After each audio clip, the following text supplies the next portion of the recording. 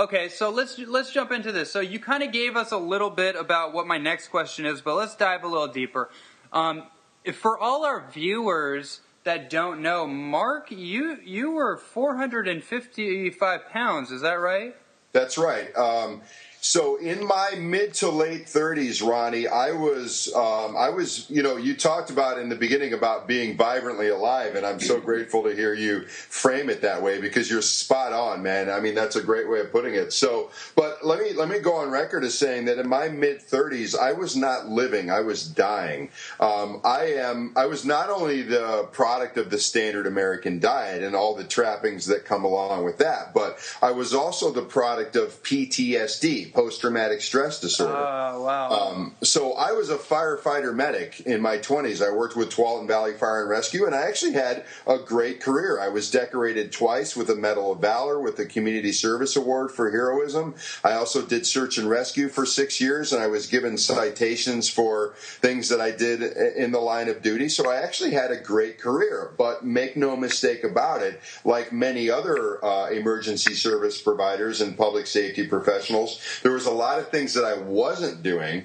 I wasn't processing the things that I was dealing with. I wasn't taking advantage of critical incident stress debriefings, and I wasn't necessarily taking the best care of myself that I could. You know, there's nothing anybody that tells you that working 24 hours on, 48 hours off is not stressful is lying to you. Yeah, that's a huge rhythmic disturbance. Oh, absolutely. You nailed it. You want to talk about a career that disrupts your biorhythm. Oh, man. You know, and I worked for the largest fire protection district in the state of Oregon. And let's just take a look at this from a numbers point of view. The first day that I showed up for my externship as a paramedic I went to the Institute for Emergency Medical Services in Boston, and I did my externship in the Bronx in New York City. Ronnie, we did 4,671 calls in the first day. In January of 1996, I wore a bulletproof vest on a tactical unit in the Bronx out of Jacoby Station. I learned in the first 2 minutes whether or not I could do that job. And anybody who's telling you that that's not going to take, not only take your energy away and be stressful, but take years off your life, they're lying to you. It's that simple. Wow, that's that's a good setup. Yeah. Well, I got to see what I was made of right away. Yeah. I mean, the very first thing they tell you, Ronnie, in the first day of the recruit academy is congratulations, you've just taken at least 10 years off your life. You're working the second most stressful job in the civilian world. The first is the President of the United States. And if you don't die of, the secondary effects of, smoke exposure, which is essentially the same as chain smoking, you've got to look at alarmingly high divorce rate, a disrupted biorhythm, lifestyle changes, stress, PTSD, all the things that are part of the job.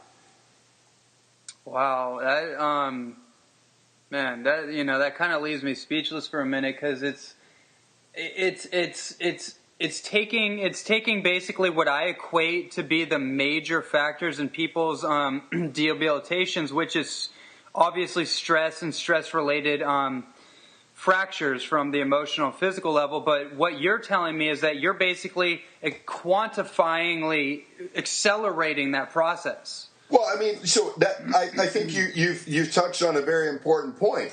I'm on it constantly on an alert status for 24 hours, right, running on my adrenals, right? Absolutely. At any given time, the tones could go off. You have no idea what you're facing until you get there. When the tones go off, our operational readiness drills are designed to prepare us for the fact that we have to be up, regardless of whether or not we're working out in the ready room or we're, drilling or we're working on the rigs or we're doing reports. When the bells go off, Ronnie, we have to be in our gear, on the engine, out the door in 60 seconds or less, and you don't know what you're facing until you get there. It could be a motor vehicle accident, it could be a structure fire, it could be a false alarm, it could be a first aid drill, and to do that over and over and over and over again, it wears on you. And yeah, I believe it does accelerate the process. And keep in mind, this could be at 2 o'clock in the afternoon or it could be 2 o'clock in the morning. You have to go from a resting sedentary state to in your gear, on the engine, out the door in 60 seconds or less, even if it's 4 o'clock in the morning.